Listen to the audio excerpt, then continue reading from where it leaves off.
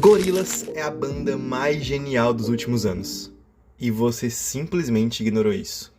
Criada lá em 1998 e apenas sendo composta por personagens fictícios, sendo eles o vocalista 2D, o baixista Murdoch, a guitarrista Noodles e o baterista Russell. A banda teve um boom gigantesco lá no início dos anos 2000 e ela faz sucesso até hoje. Mas qual é o diferencial da banda e o que fez ela ter esse grande sucesso, uma queda e até posteriormente um renascimento? Bom, se você tem interesse nisso, meu nome é Gabriel, mas você pode me chamar de Biel, Gabi ou como você preferir. E nesse vídeo eu espero muito conseguir transmitir para vocês toda a grandiosidade dessa banda, que eu adoro demais. Seguinte, cambada, nesse vídeo eu não vou destrinchar por completo de como a banda foi criada e como tudo aconteceu na vida real e papapá. Eu quero falar mais sobre como toda a história dos integrantes fictícios foi construída ao longo de vários anos e de como os álbuns da banda me impactaram também. Bom, dito isso, tudo começa com um único integrante, Murdoch Alphonse Nichols, mais conhecido como Murdoch, o fundador da banda. Nascido em 6 de junho de 1966, Murdoch teve uma infância complicada. Ele foi abandonado pela mãe na infância e foi criado pelo pai, alcoólatra e viciado. Ao longo da sua adolescência, ele se interessou pela música e até tentou emplacar algumas bandas, mas nenhuma delas deu certo. Depois de adulto, o Murdoch se interessou pelo satanismo e resolveu fazer um pacto com o próprio Coisa Ruim. O pacto era bem simples. Em troca de se tornar uma estrela do rock, ele ofereceu para o demônio a sua alma. Assim, selando o trato, o demônio concedeu um presente, o El Diablo. É um baixo que ele carregaria por toda a sua vida. Depois disso, o Murdoch ficou conhecido como um ladrão satanista. Ele ficava assaltando umas lojas por aí e tudo mais. Até que, em um belo dia, ele decidiu assaltar uma certa lojinha. Uma lojinha que se chamava Organ Emporium, para obter uns equipamentos de música para sua futura banda. E é aí que o primeiro encontro de membros da banda acontece. Nessa loja, trabalhava um certo garoto, que se chamava Stu Potts, que futuramente seria conhecido como 2D. No início do assalto, o Murdoch teve a brilhante ideia de entrar com um carro inteiro na loja de conveniências. E para piorar, ele ainda acertou uma das rodas do carro, com tudo na cabeça do Stu, o que danificou permanentemente o olho esquerdo dele, e acabou deixando ele em estado catatônico. Assim, o Murdoch foi condenado a cuidar do Stu, enquanto ele estava nesse estado vegetativo, como um serviço comunitário. Mas para quem acha que um raio não cai duas vezes no mesmo lugar, pouco tempo depois, o Murdoch feriu o Stu mais uma vez, ao tentar impressionar algumas garotas fazendo 360 com seu carro. O resultado, ele acabou batendo num poste e fez o Stu voar direto para fora do para-brisa. Ele caiu de cara no meio fio e, pasmem, ele também acabou danificando o outro olho. Olha que história maluca, velho, meu Deus do céu. Depois disso, os olhos deles ficaram completamente negros. Ah, e uma coisa que eu esqueci de falar, é uma curiosidade. O Stu, na sua infância, sofreu um acidente enquanto ele estava subindo em uma árvore. Ele meio que, caiu no chão. E isso fez com que o cabelo inteiro dele caísse e crescesse de novo. Só que dessa vez ele cresceu todo azul. Bom, assim, com esses 3 graves acidentes na sua vida, o Stu finalmente saiu do estado vegetativo que ele estava. E finalmente voltou a si. E foi ali que o Murdoch viu o vocalista e líder de sua banda, usando suas próprias palavras, um deus de cabelos azuis e olhos pretos. E foi ali que Stu se transformou em 2D. Bom, avançando um pouquinho, lá pro fim de 97, o Murdoch ele adquiriu o Congo Studios, que é marca registrada da banda e tem uma história sinistra por trás. É um estúdio assombrado e tem um monte de coisa. Bom, depois disso, enquanto ele estava numa loja de discos qualquer lá em Sorro, o Murdoch ele se encontrou com o terceiro membro da banda, Russell, o baterista. O próprio tem uma história maluca também. Desde pequeno ele sofreu com possessões demoníacas e foram as próprias que o expulsaram de várias escolas em que ele estudou. Depois de uma possessão que deixou ele em coma por uns 4 anos, ele só foi acordado depois de um exorcismo e tentou seguir sua vida acadêmica. Mas isso durou pouco, já que os amigos de Russell todos foram mortos em um tiroteio, em que o próprio tava, tá ligado? E que foi o único que sobreviveu. Assim, ele se tornou um tipo de receptáculo involuntário dos seus amigos mortos. Assim, ele meio que tentou seguir mais uma vez, arranjou um emprego em loja de discos, e foi lá que ele conheceu o Murdoch e se juntou ao tal. A banda agora só precisava de uma guitarrista, o que não foi um problema, já que a namorada do 2D, na época, tocava e era muito boa. Assim, a banda teve a sua primeira formação, e foi batizada de Gorilla, sem o Z no final, aliás, nome um pouco estranho. E foi nessa época que o Russell também ficou bastante próximo do 2D, e os dois formaram uma amizade verdadeira. Mas aí é que vem a treta, rapaziada. Aí é que vem a treta. Uma noite, ele acordou no estúdio e descobriu que a namorada do 2D, a Paula, tava traindo ele, e pra piorar, com o Murdoch, velho. Olha que desgraçado, mano, esse cara. Meu Deus, ele ferra o olho do amigo, ele faz um monte de coisa, e ainda fica com a namorada do cara, velho. Bom, com tudo isso, a primeira formação da banda foi quebrada, com a saída da Paula.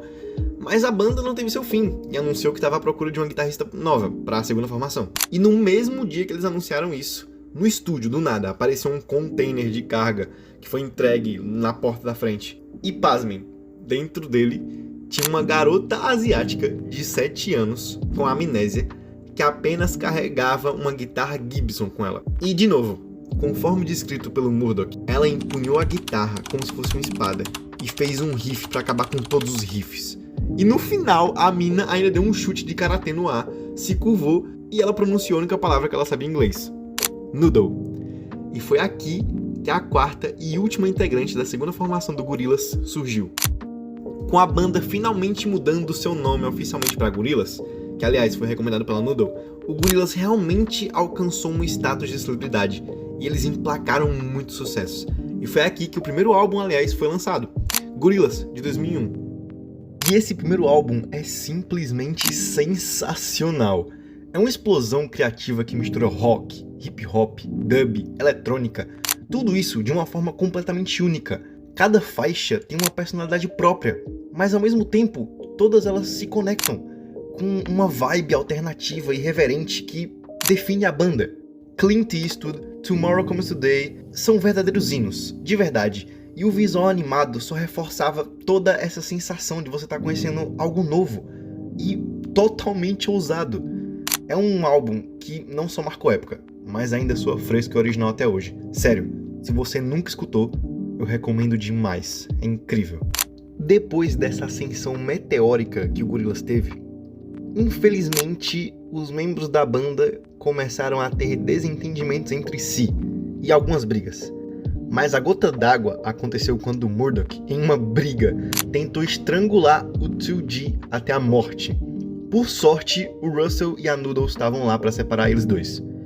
E foi bem ali, naquele exato momento, que pela primeira vez, o Murdoch acabou com o Gorillaz. Depois disso, cada membro tomou um rumo e seguiu um caminho próprio. O 2D foi trabalhar num parque de diversões da sua família, o Russell ficou sem rumo caminhando por aí, e o Murdoch foi para o México, onde ele acabou sendo preso por usar cheques falsos em um bordel. Ele foi condenado a 30 anos de prisão, e foi ali que ele começou a aprender, pelo seu amigo de cela, sobre magia negra. Enquanto os três ainda estavam mais ou menos relativamente perto, a Noodles resolveu voltar para o Japão para descobrir mais sobre o seu passado. E com isso, ela fez uma descoberta que mudaria a sua vida para sempre. Ela descobriu que fazia parte de um projeto secreto do Japão, onde era cobaia junto com outras 22 crianças. Desde o momento em que elas nasceram, elas foram treinadas para serem armas genéticas do exército japonês. Mas as crianças foram consideradas instáveis demais e o projeto foi cancelado.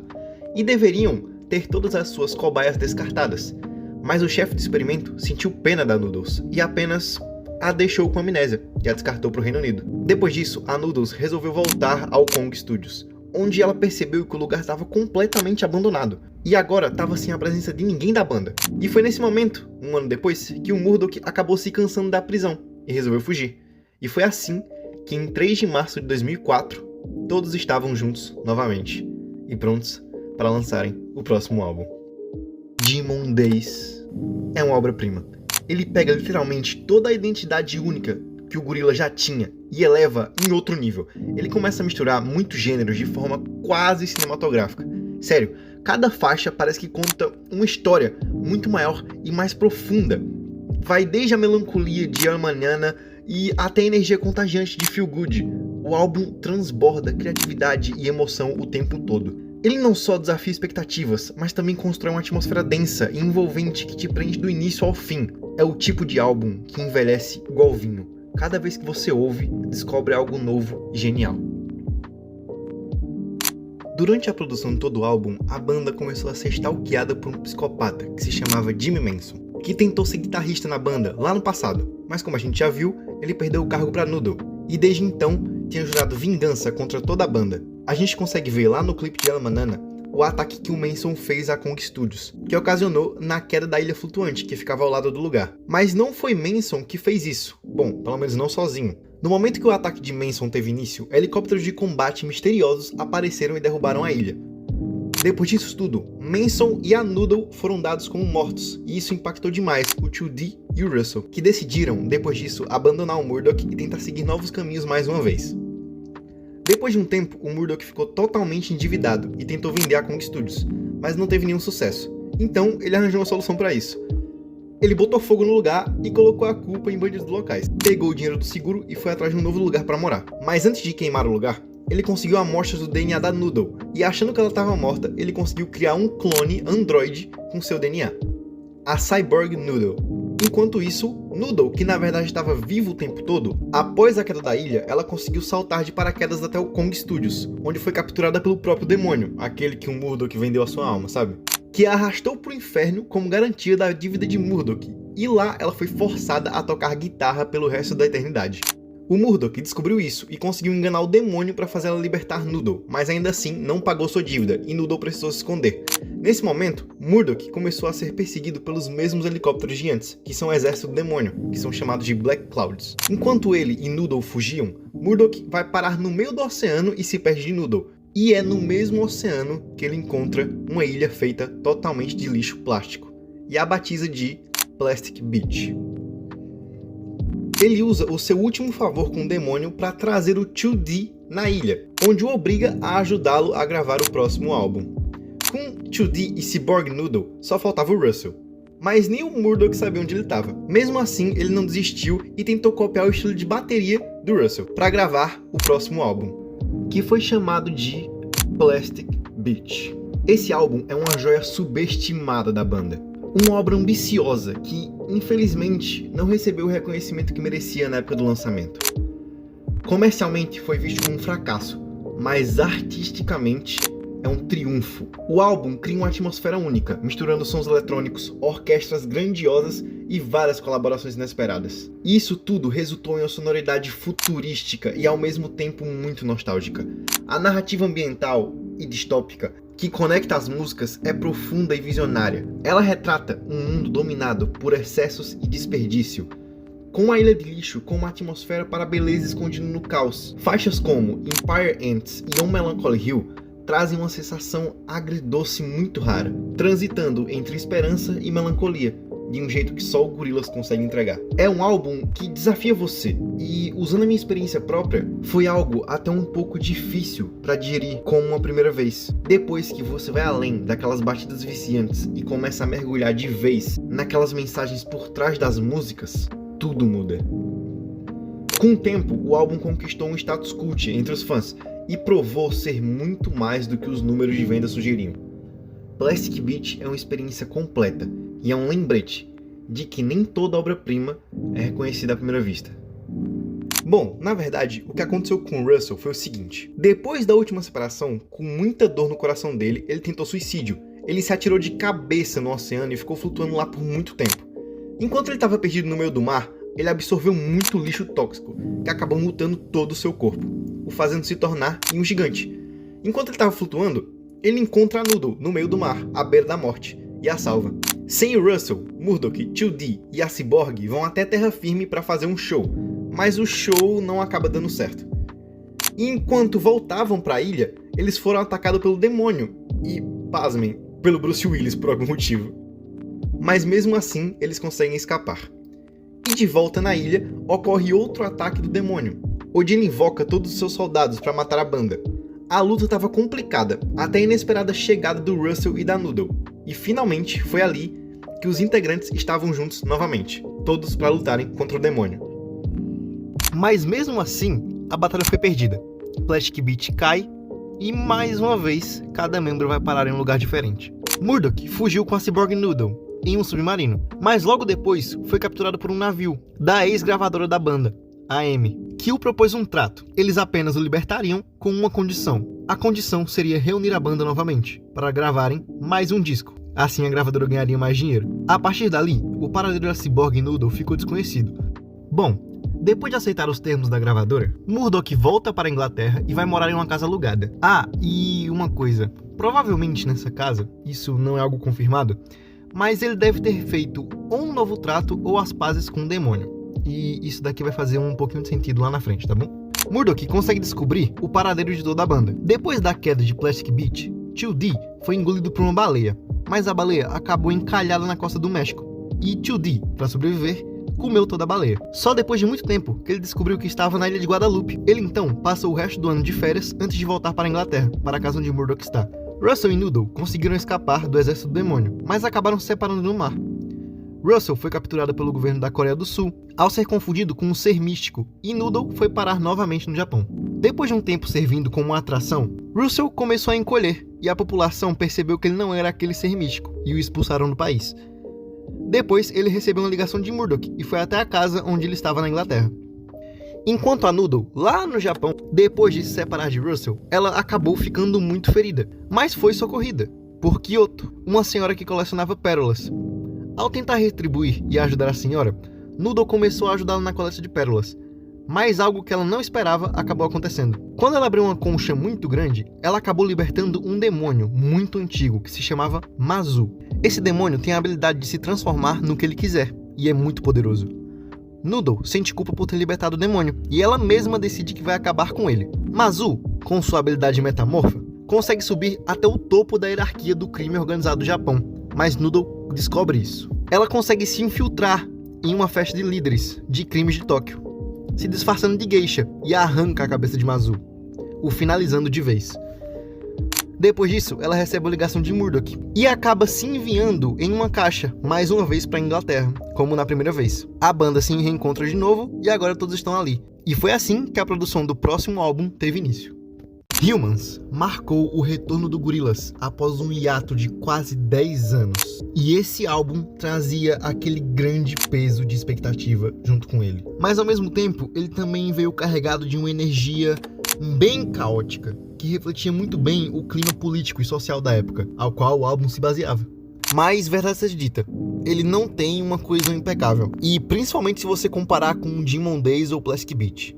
A produção às vezes parece bem saturada, com muitas colaborações e estilos misturados que, dessa vez, não fazem muito sentido igual antes. Mas mesmo assim, ele entrega momentos muito bons. Algumas faixas como Pop Can e Andromeda realmente me divertem, e ainda mostram que a essência experimental da banda tá ali, viva e pulsante. O álbum parece propositalmente bagunçado, quase como se quisesse passar a sensação de um mundo à beira de um colapso.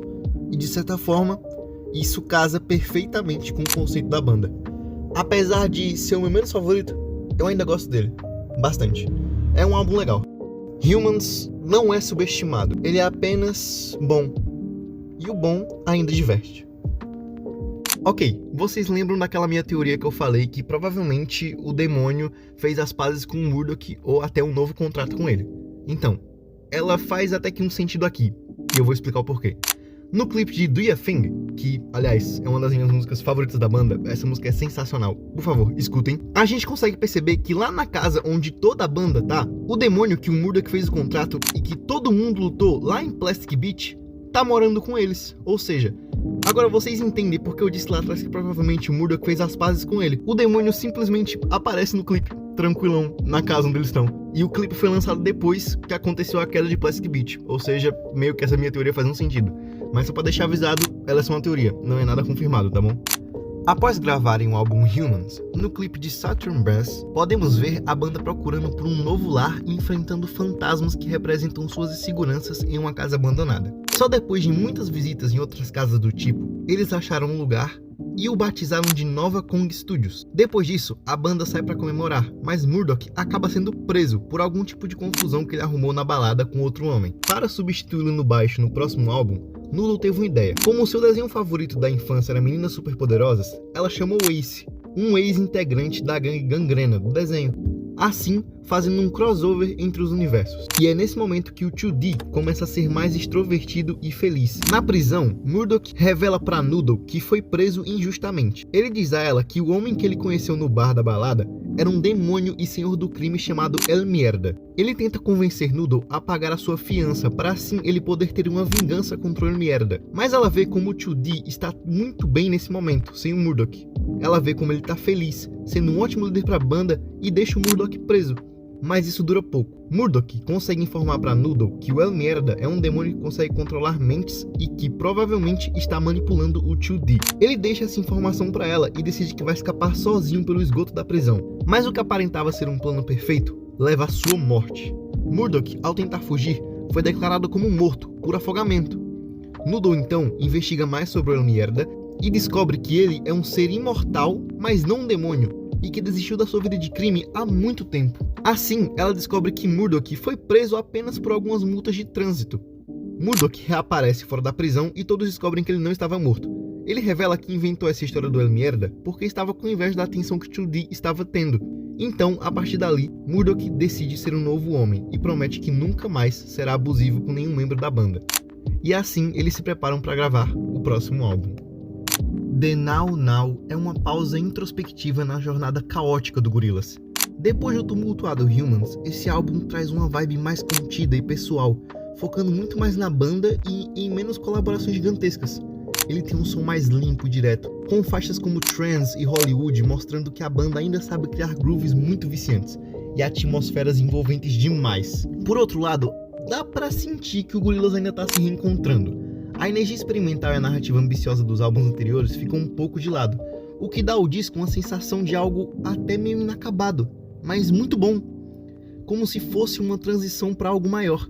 Ainda assim, ele carrega aquela melancolia sutil e o charme eletrônico que só o Gorillaz consegue entregar. Esse álbum mostra que a banda está em movimento, evoluindo e testando novos caminhos. Pode até não ser o ápice criativo que vimos lá em Demon Days ou Plastic Beach, mas é uma prova de que o Gorillaz continua vivo e buscando o seu próximo grande momento. Após o lançamento de Humans, a banda decide fazer uma pausa de 1 ano. E em 2019, ao visitar um lago cheio de lixo tóxico no Irã, a Noodle viu o estado caótico em que o ambiente está e resolveu fazer algo sobre isso. Ela reuniu a banda novamente e fez uma máquina para resolver essa questão. E no dia 8 de janeiro de 2020, a banda anuncia a Song Machine.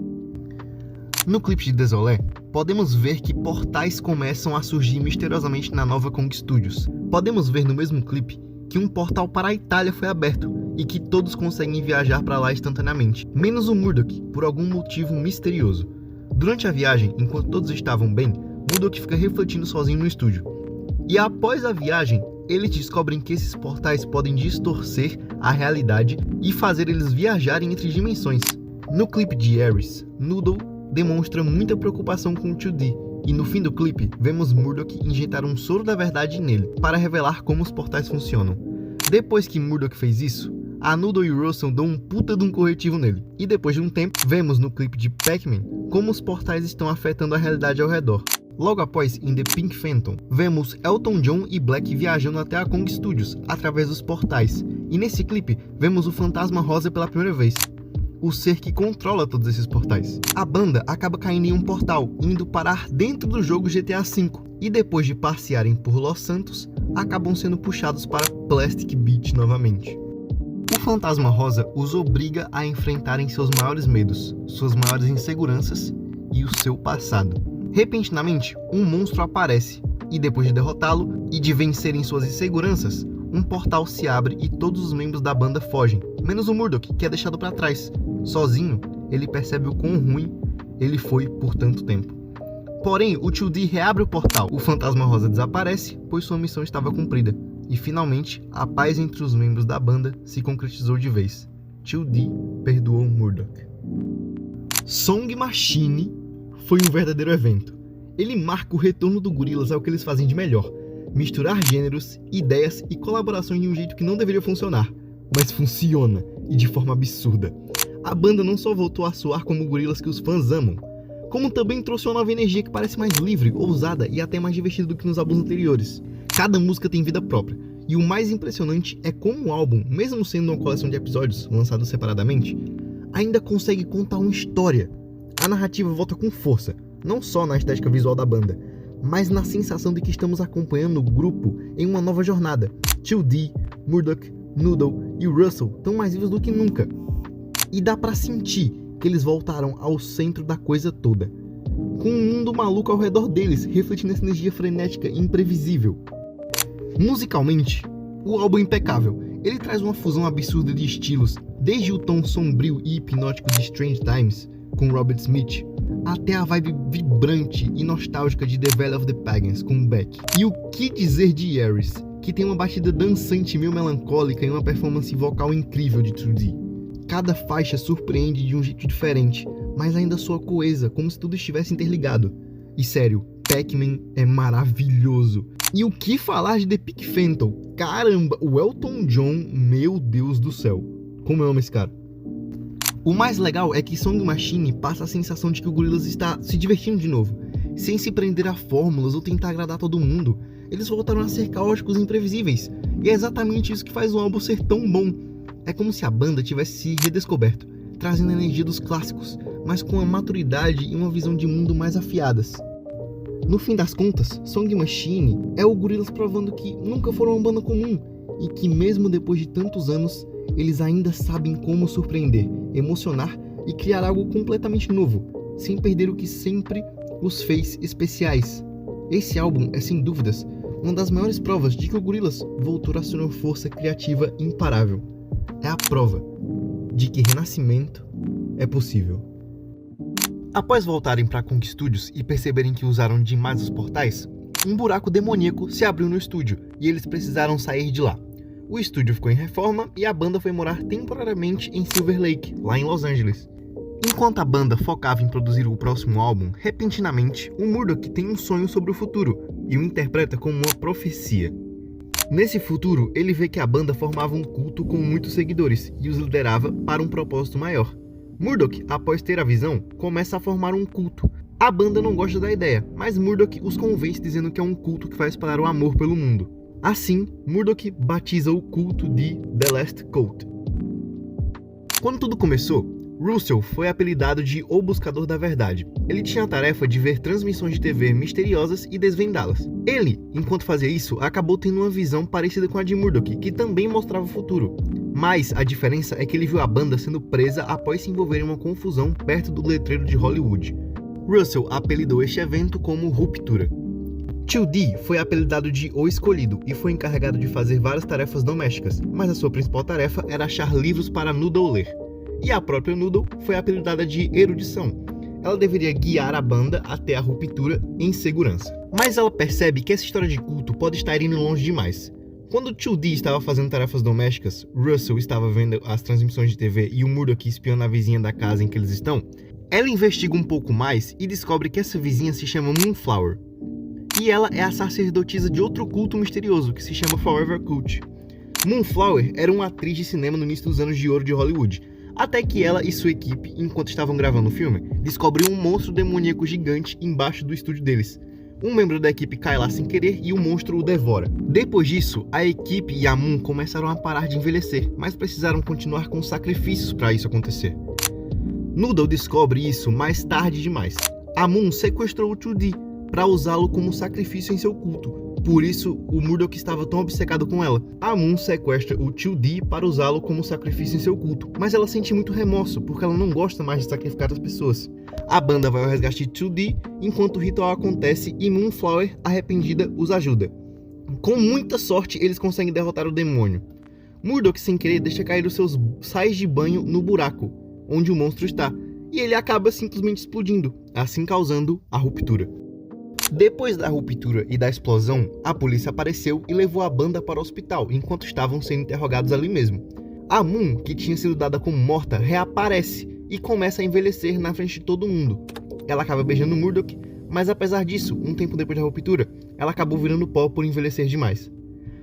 Depois de toda essa confusão e com o fim da ruptura, a banda foge de Los Angeles e vão parar na Índia, enquanto estão sendo procurados, provavelmente pelas mortes das pessoas do Forever Cult. Mas antes de irem para a Índia, eles conseguem lançar o que até o momento é o álbum mais recente da banda. Cracker Island é a prova de que o Gorillaz não só continua relevante, mas ainda sabe se reinventar sem perder a essência. O álbum mergulha em uma estética mais sombria e conceitual, trazendo uma narrativa intrigante onde a banda se envolve com uma seita misteriosa, e isso se reflete tanto na música quanto no visual em si. Musicalmente, o disco é uma viagem que mistura synth-pop, psicodelia e até mesmo funk, com um toquezinho de nostalgia dos anos 80. Faixas como o próprio Cracker Island explodem com energia frenética em uma linha de baixo muito viciante. E, sério, New Gold, que tem simplesmente Tame Impala e Booty Brown, sério, é uma música com Gorillaz, Tame Impala e Booty Brown. Não tinha como isso não dar certo. O mais impressionante é como o álbum equilibra o som moderno com aquele tom melancólico e distorcido que sempre foi marca da banda. É incrível! Cracker Island não é só mais um disco do Gorillaz, é uma evolução madura e ao mesmo tempo uma volta ao que fazia a banda ser tão incrível desde o começo. A capacidade de misturar o bizarro com o emocional, o pop com o alternativo, e contar uma história visual e sonora que te prende do início ao fim. É o Gorillaz mostrando que ainda tem muita gasolina no tanque, e que a viagem tá longe de acabar. Enfim, chegamos ao fim. Bom, pessoal, esse é, na verdade, para quem caiu de paraquedas aqui agora, o primeiro vídeo desse canal e um projeto que eu quero muito continuar daqui pra frente. Eu espero trazer pelo menos um vídeo por semana, ou seja, 4 vídeos por mês, e assim trabalhados nesse estilo, falando sobre coisas que eu gosto. Por favor, se você curtiu, se inscreve aí no canal, ativa o sininho para não perder notificação, deixa o like, comenta e compartilha com os amigos. Sério, deu um trabalhão, mas eu tô muito orgulhoso porque, sério, se você assistiu esse vídeo e simplesmente foi escutar uma música do Gorillaz ou se interessou mais pela banda, já valeu a pena. Dito isso, muito obrigado por me escutar até aqui. Até o próximo vídeo, que eu espero muito que aconteça. E é isso. Muito obrigado e até a próxima, cambada.